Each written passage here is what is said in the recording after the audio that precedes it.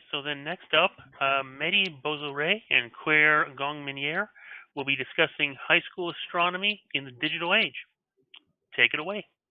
Eddie, and I do have a co-presenter tonight, Claire, and we're going to talk about high school astronomy in the digital age.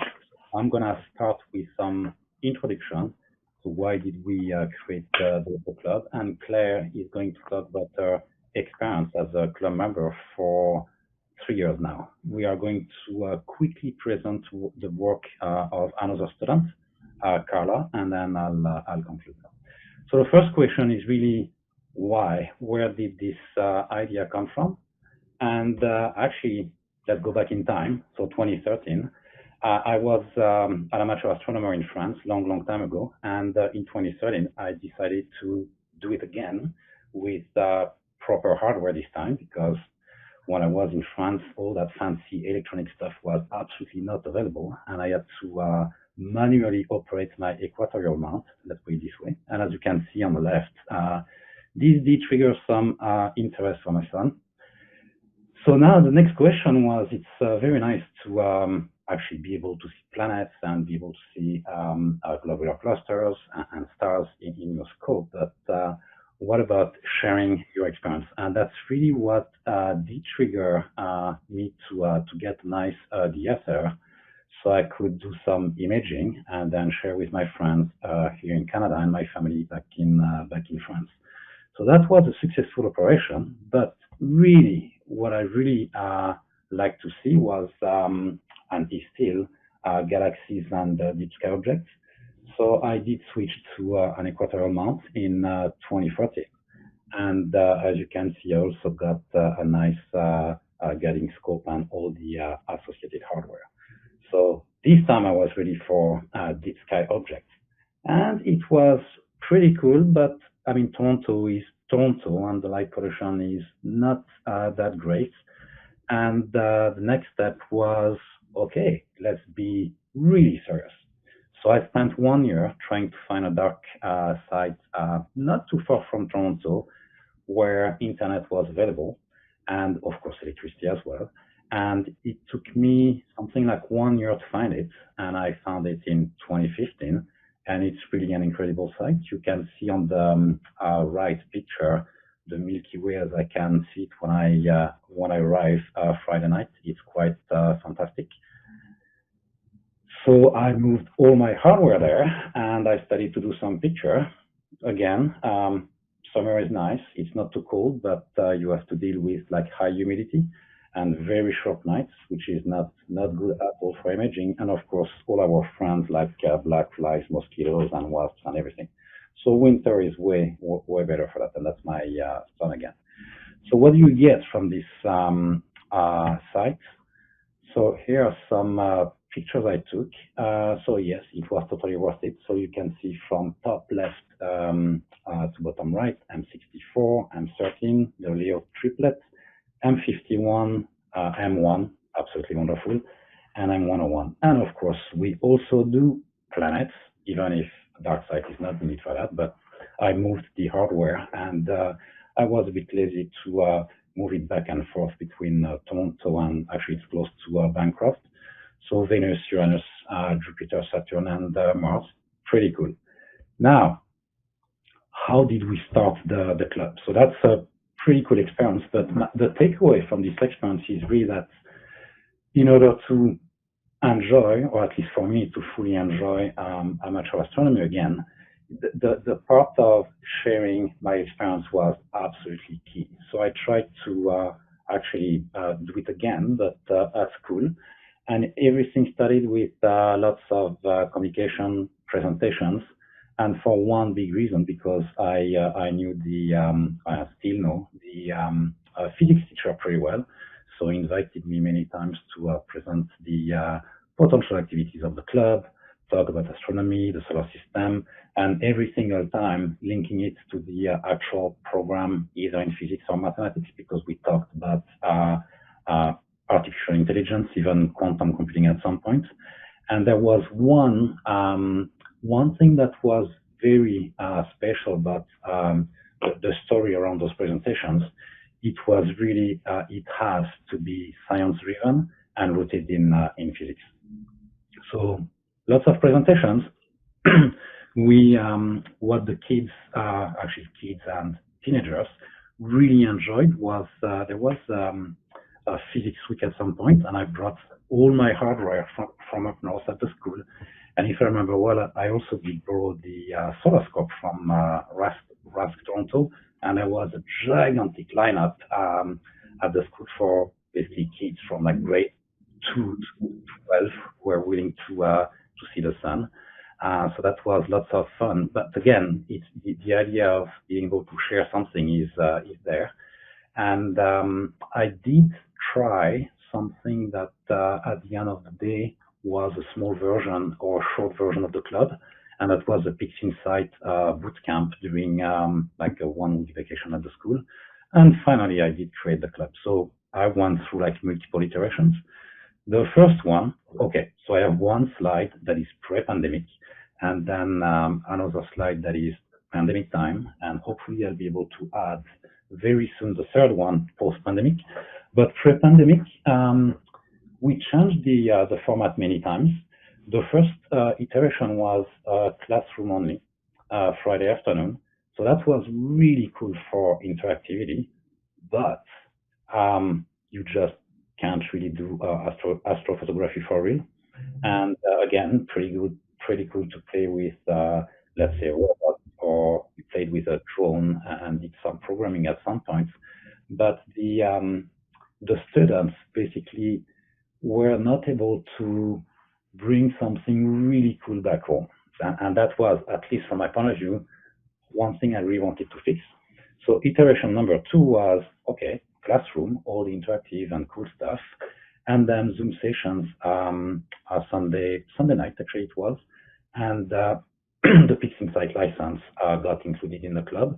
So the club at the Lycée Français is like all the other clubs. It's a paid club, so that did allow me to actually spend some money in Pixinsight licenses and other software. So iteration 2, we had 2 groups, beginners, mostly classroom and advanced, on a Zoom session that was really science-oriented. In this iteration, I had a cohort of grade 12, actually, who really wanted to get their hands dirty, see equations, solve equations, so that was really interesting. Then iteration 3, that was classroom plus Zoom session, and I did split the Zoom sessions in two groups, basically, one more junior and one advanced group, or students who had a chance to play with Pixinsight for a while and newcomers to Pixinsight. And we did lots of things. Panoramas, Mars rover is a wonderful target for that. DSLs using the Hubble Space Telescope data. That's always impressive because of the quality of the data. We also extensively used the iTelescope network, and it's very nice because basically students can learn, okay, what does that mean to plan your imaging session and then execute on it. And then we used real data that I acquired up north, and super successful data from the Juno mission, the junocam, and it was and it's still super successful because the pictures are easy to process. You see a massive difference between what's available as raw data on the web and what you can come up with very quickly. And also, students can bring the picture back home, but we also, every single time, submit the picture for publication on the NASA website. And there's nothing better when you're a student to tell your parents, hey, by the way, look at this NASA website, I have my picture on it. So that's always a very good experience. And we even wrote our yearbook, and not a small one. It was like something like 40 pages, if I remember well. And then pandemic time, and that's why the title of this presentation, we went full digital, and mainly because, of course, all the clubs got canceled. We got stuck at home, and I mean, everybody knows the story. How long did it take to adapt? For us, it took like 10 seconds. Like I just sent an email. Okay, club is cancelled. Let's meet on Sunday night on Zoom, and that was it. Now, that's not the end of the story. How easy was it? Absolutely not easy, because first, for the students, when you spend your entire week in front of a screen, at the end of the day, you need to be extremely motivated for additional screen time. So that's the first point. Second, it became a lot more difficult for us to decide the club activities, because we were the only club half running, in the sense that running online, but not face-to-face, of course. And the next question is how to fit in the extracurricular activities of the school when the policy is to cancel all of them because of a pandemic. So basically, in terms of advertisements, we've lost almost everything, and it was, yeah, quite a difficult time. Club activities today. Everything starts with weekly news review. Doesn't hurt, and I usually use physics.org or Quantum Magazine for that. And then it's software and data driven. In terms of software, Pixinsight, that's a must-have. Telescopius to plan any type of imaging session. I usually show the SkyX Pro, because that's what I use on my own scope, and of course Stellarium because it's open source. I, at some point at least, extensively used USGS ICIS software. It's for all image processing for planetary missions. The Virtual Moon Atlas is wonderful. Only problem is it runs only on Windows, and same as for AutoStacker and PIP for planetary imaging. Now, even if you have Pixinsight and you know how to deal with data and picture and how to process them, the big question is where to get the data and what type of data do we want to get. Like, is it like raw? Is it corrected or something else? So we use MAST, ESO, also PDF for all the planetary data, junocam, of course, and the two rovers, raw data streams. Programming and physics and astronomy. Python, it's a must-have, so there's always, every year, an introduction to a Python in the context of astronomy, physics, and also data science.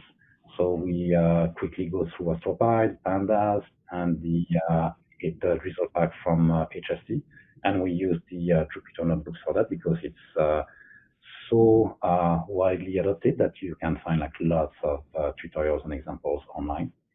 I also always show GitHub for code sharing, code versioning, and collaboration, basically to give a good introduction of what it means to do science today in the context of, well, in the academic context or industry context.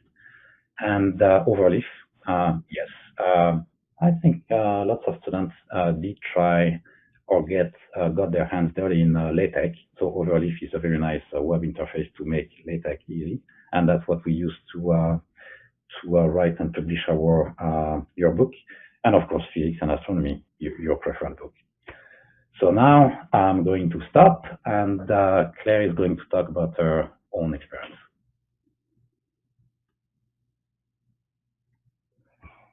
So hello everyone, my name is Claire, and today I will be presenting my experience in the astronomy club directed by Mehdi. I don't have the slides. So I've been a member of this club for 3 school years now, since September 2019. I started in grade 8, and now I am in grade 10 in the Lycée Français de Toronto. The 3 years I was in the astronomy club were during the pandemic, so the classes I know are different from the ones Mehdi used to teach pre-pandemic. The first school year I was in the club was from September 2019 to June 2020. The classes were at school on Fridays, and we also had Zoom meetings on Sunday evening. However, in March, the lockdown began and we were not able to meet on Fridays. For the second year, from September 2020 to June 2021, classes were mostly on Zoom, And for this year, since September 2021, we only have Zoom meetings. During the first year, we did a lot of things, but the lockdown caused by Corona made us go on Zoom in March 2020. On Fridays in person, we did multiple activities where most of the time Mehdi would tell us what had happened during the week and explain some concepts to us from articles.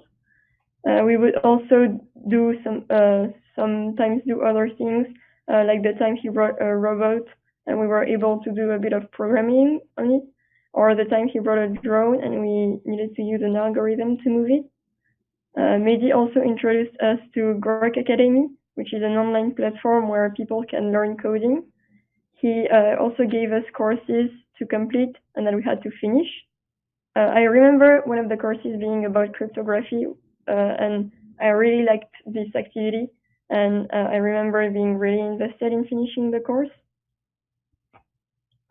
During the Zoom sessions on Sundays, we did image processing with Pixinsight. The first picture I had ever worked on was the Tadpole Galaxy. Afterwards, we worked on pictures of Jupiter. We took the raw images from junocam and improved them. The other locations where we extracted images from was the Hubble Legacy Archive, which we still sometimes use now. And during the Zoom sessions, we also used the Jupyter notebook where Mehdi taught us a bit of programming with Python. There he used coding to process pictures instead of Pixinsight. He also explained to us how Python and programming in general could be used in a lot of contexts and also what machine learning was. At the end of the first year, we had a yearbook with a lot of pictures that we had processed during the year. And there were also explanations of how we had improved the images, data, and a few other things too. So here we can also see the robot that he brought on one day in the Fridays. Next slide, please. So during the second year, from 2020 to 2021, we were most of the time online because school was not open. For most of the meetings, Mehdi ran us through what had happened during the week, and then during the rest of the hour, we would process pictures with Pixinsight and etc. Therefore, we did a lot of image processing this year. We also started using Telescopius and Telescope, and Telescopius allows the user to explore the sky.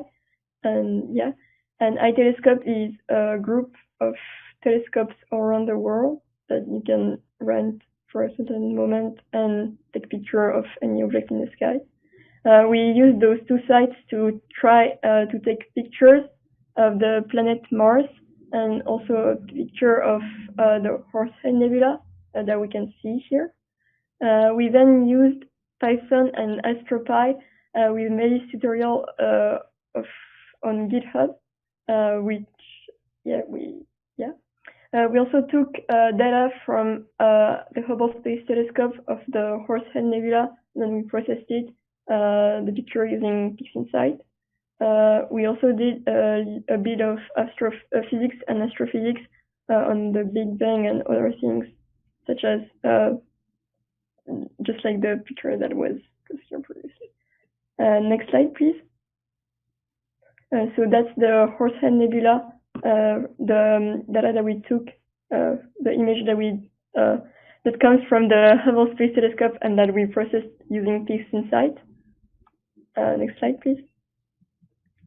So during the third year, we did less things, but it was also really fun. We did not go back to real person learning, and we just continued with the Zoom meetings. We still had the same schedule for the Sunday evenings, where Mehdi would explain some concepts or describe what had happened during the week, and we would do a bit of image processing with Pixinsight after. During this year, we also got the membership for RASC, and with it, we participated in the Sky News competition. And here are some of the pictures that we did for the competition. Next slide, please. So that's for the November one. which was NGC 7338. Next slide, please. So that's the picture from March to April, which was M106. Next slide, please. And that was the May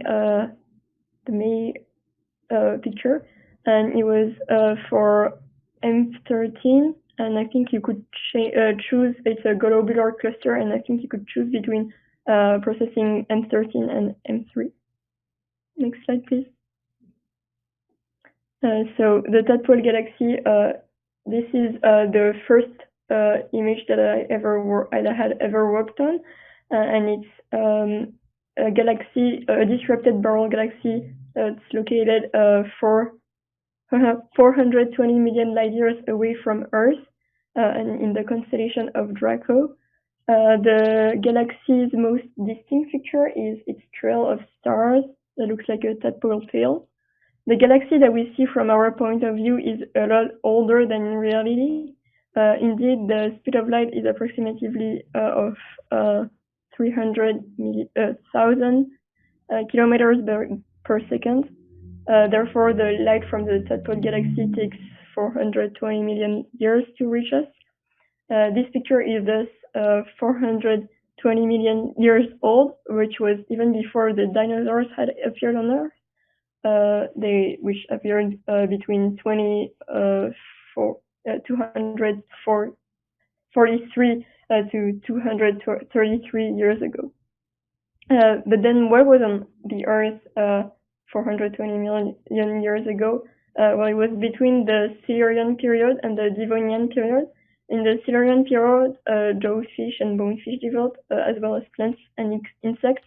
And in the Devonian period, which was nicknamed the Age of Fishes, it was the fish developed because the nickname was called because this period was the period where when fishes reached great diversity. Next slide, please. So this is my picture that I processed using Pixinsight, and the picture released by NASA. Next slide, please. So now I will present my portfolio and some of the pictures I processed during the past 3 years. So all of those are, most of those are deep sky objects, and that comes from the Hubble Legacy Archive and the Hubble Space Telescope. The Mayal object is the result of two colliding galaxies. It is located 400 million light years away and situated in the Ursa Major constellation. This is M51, which is a set of two galaxies, M51 or the Whirlpool Galaxy, and M51b, which is its interacting companion. Next slide, please. This is part of M16, the Eagle Nebula in the Sagittarius arm. This is the pillars of creation. The galaxy next to it is M104, or the Galaxy of the Sombrero. Next slide, please.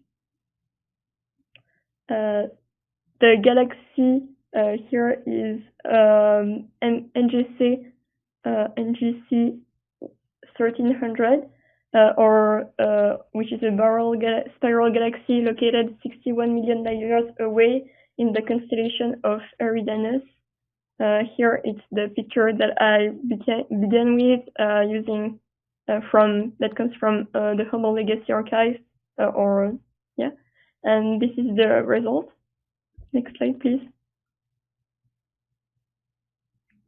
So this is a picture taken by the iTelescope network and the Telescope T14 peculiar, so it's not from the Hubble Space Telescope. And this is M31, or the Andromeda Galaxy, which is the nearest large galaxy to the Milky Way. Next slide, please. And finally, those two pictures are planetary, and they come from junocam, and they are both planets of the planet pictures of the planet Jupiter.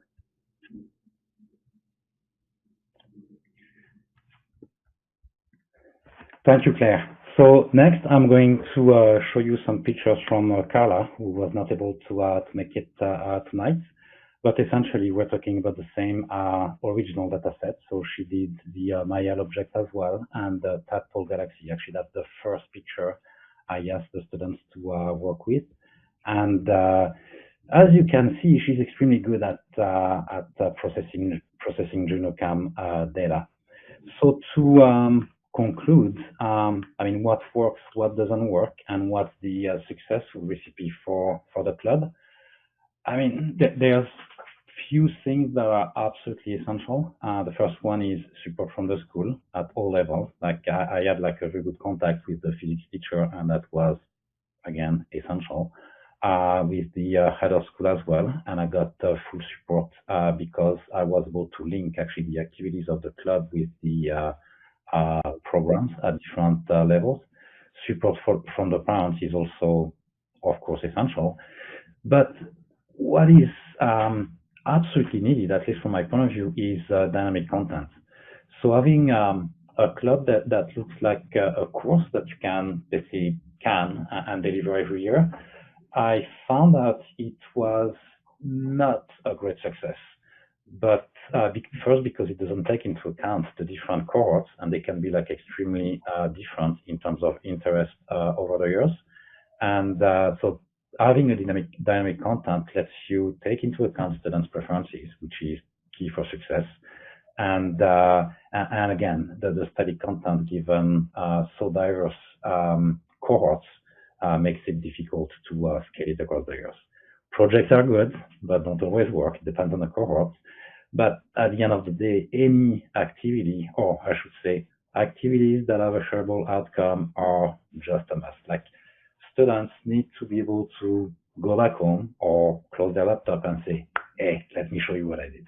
And that's always pretty good. And of course, a bit of competition with the Sky News image editing contest.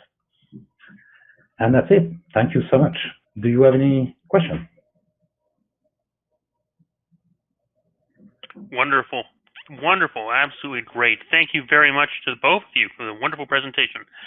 Emma, do we have any questions? We do. We have a couple of questions and a couple of comments. First question comes in from Ennio. Are any of these teacher accessible resources published online anywhere? Oh, yes, we do have our blog. And when I have time, I do publish like every single presentation the same week. So I think I'm a bit late these days, but most of the presentations are available. And I can, just ping me and I'll send you the link. Great. Thanks. The next two are comments. The first one comes in from Ennio saying, LaTeX, wow. And the second one comes in from Eric Briggs. The Mayal object is a new one to me, which is very cool. Okay, yeah, no, actually, I love this one, the Mayal object. It's a really good one. Yeah. The next question comes in from Ennio as well. Are any of the meetings archived online? Oh, you mean the sessions themselves? I believe so. Yeah, so yes, all the sessions are online right now. Great. Next question comes in from Chris Vaughn. Did you do any virtual stargazing with students at each of their homes? I would say yes and no, using Telescopius or Telescope, but like an actual session based on virtual stargazing, like for real, not really. But yeah, teach me and I'll make sure. Great. The next question comes in from Leo2CAF. Whereabout is the Boreal 3 skies that you found? Oh, it's basically just a bit south of Bancroft, like 30 minutes from Bancroft. Great. And when there's no electricity, it's even darker. Wow. That's it for the questions and comments. Thank you so much. Thank you. Wonderful. Thank you again.